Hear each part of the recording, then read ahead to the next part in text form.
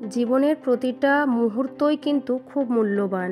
এমন মানুষদের সঙ্গে সময় নষ্ট করার চেয়ে নিজের মানসিক শান্তি এবং সুখকেই প্রাধান্য দিন। তাই যারা আপনাকে ভালোবাসে তারা কখনোই আপনাকে মানসিকভাবে বিপর্যস্ত করে তুলবে না। নমস্কার, কেমন আছেন সবাই? আশা করি সকলে খুব ভালো আছেন। আমরাও সবাই ভীষণ ভালো আছি। আমি শান্তি, আমার একটি নতুন ব্লগে আপনাদের সবাইকে অনেক অনেক স্বাগত। যদি আপনাদের আমার ব্লগগুলি ভালো লেগে থাকে তাহলে প্লিজ সাবস্ক্রাইব করবেন। চলুন আজকের দিনটি শুরু করা যাক। আচ্ছা বলুন তো, কার কার এরকম ফ্রোজেন সুইট কর্ন খেতে ভালো লাগে? আমার তো সুইট কর্ন খেতে ভীষণ ভালো লাগে। আমার মেয়ে, হাজব্যান্ড সবার কিন্তু বেশ ভালো লাগে। এই সুইট কর্নটা আবার একটুখানি বেশ বাটার দিয়ে ফ্রাই করলেও কিন্তু খুব টেস্ট লাগে। আর এই যে কেকটা মনে আছে, 25শে ডিসেম্বর এই কেকটা আমি আমার মেয়ের জন্য নিয়ে এসেছিলাম, মানে পুরো বক্সটা নিয়ে এসেছিলাম। এই কেকটার নাম হলো লাভ বাইট কেক।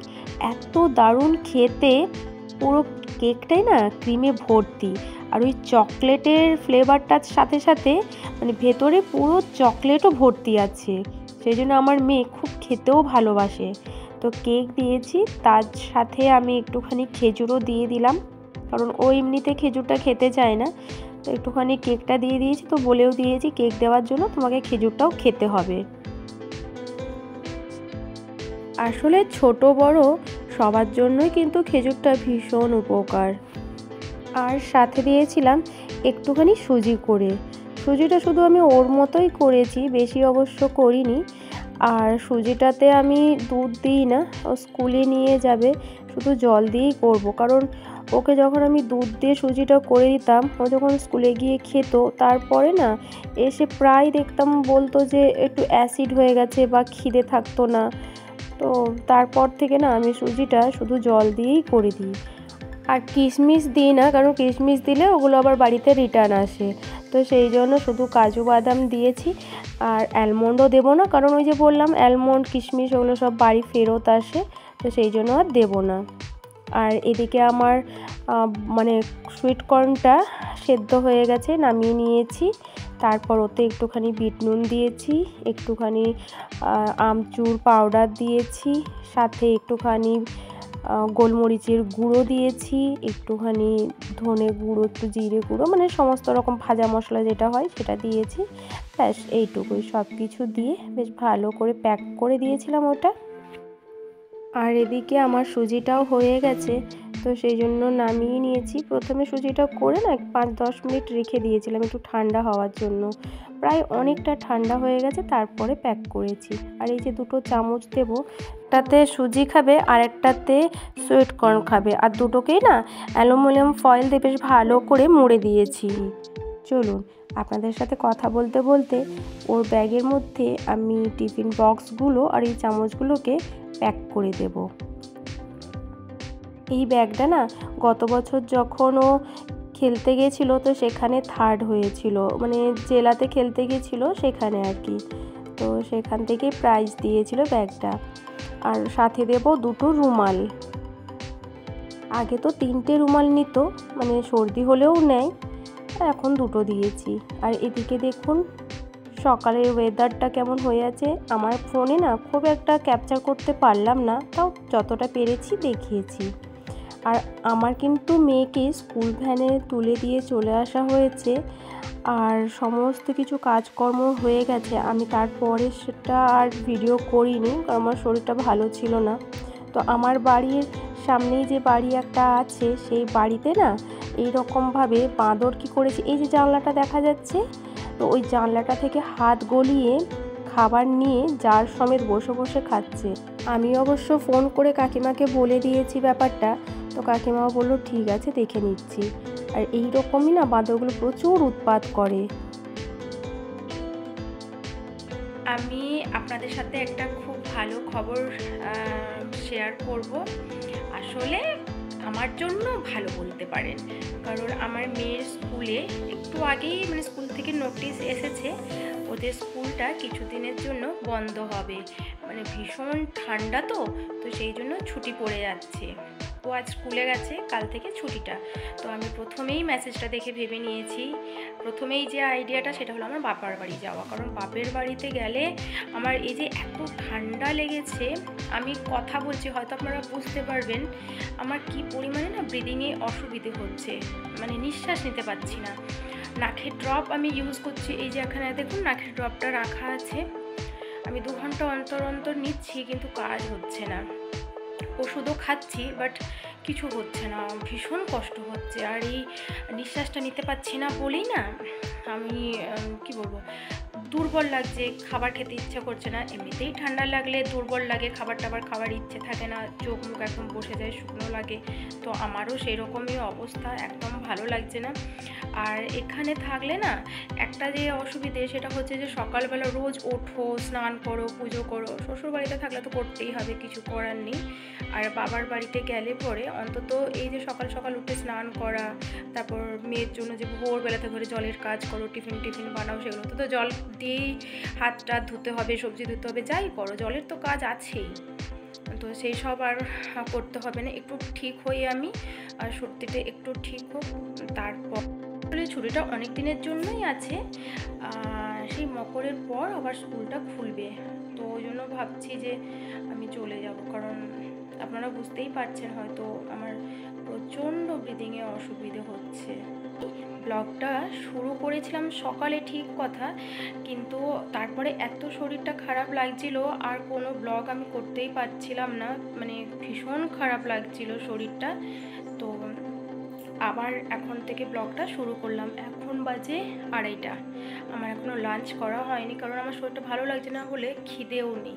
তো যা হোক একটু তো খেয়ে নিতেই হবে, কারণ মেয়ে আবার 3টার সময় আসবে, তারপর আবার ওকে খাওয়াবো, রেডি করাবো, একটু রেস্ট নেবে, দিয়ে আবার মাঠ নিয়ে যাব।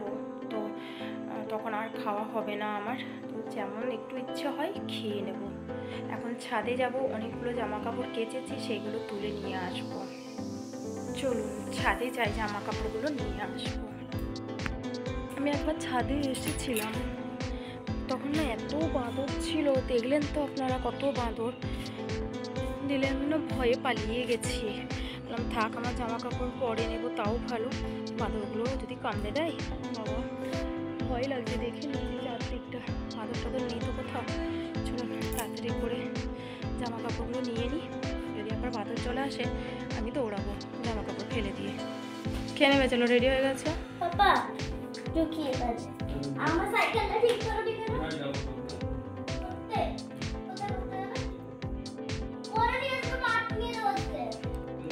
আরে আয় সোনা আয়, দেরি হচ্ছে বাবু, 3:20 বেজে গেছে, আয়। হ্যাঁ কোথায় খিচুড়ি? এই তো মাছ সবজি খিচুড়ি দেখেছ। আচ্ছা টিভিটা পরে চালালেও চলবে, চলে আসো। খাবে না খাই দেবো, এই তো টিভি চালিয়েছো যে, টিভি দেখতে দেখতে নিজেকে। আচ্ছা আপনারা কেউ টক্সিক মানুষ চেনেন? টক্সিক মানুষ যেমন ধরুন এমন আপনার কেউ আছে খুব ক্লোজ, যাকে দেখে মনে হয় সব কিছু ঠিকঠাক, তো ভিতরে ভিতরে তিনি আপনাকে ধ্বংস করে দিচ্ছে। টক্সিক মানুষের উপস্থিতি আপনার জীবনে ধীরে ধীরে বিষের মতো কাজ করবে। প্রথমে হয়তো টের পাবেন না, কিন্তু একটা সময় ধীরে ধীরে মনে হবে আপনার চারপাশটা ভারী আর মনটা ক্লান্ত। তারপর হঠাৎ একদিন বুঝবেন এই ভারটা আসলে মানুষেরই তৈরি। কিন্তু কিভাবে বুঝবেন যে কেউ টক্সিক মানুষ আপনার জীবনে আছে কি না? এমন কিছু আচরণ আছে, সেগুলো যদি একটু লক্ষ্য করেন তাহলে কিন্তু বুঝতে পারবেন আপনার জীবনের মানুষটি বা আপনারই চারিপাশে আছে এমন কোনো মানুষ, তারা আপনার জন্য কতটা ক্ষতিকারক।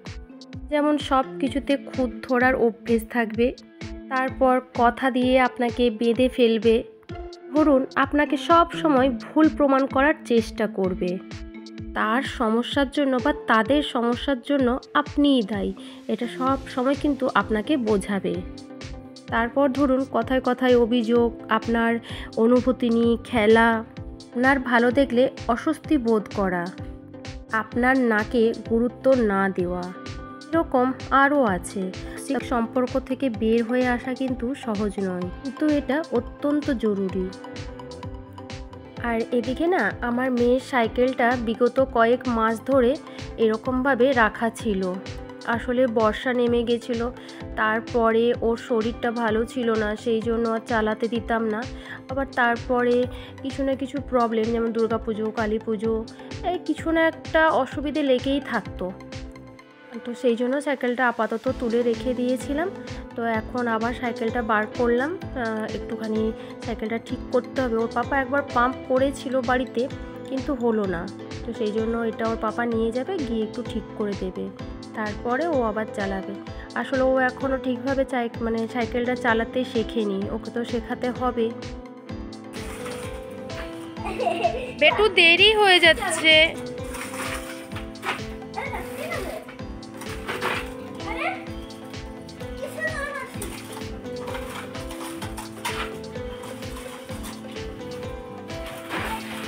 আর ওই যে দূরে দেখেছেন, ওর পাপা সাইকেল দোকানটায় নিয়ে গিয়েছে, আর আমরা এদিকে দাঁড়িয়ে আছি।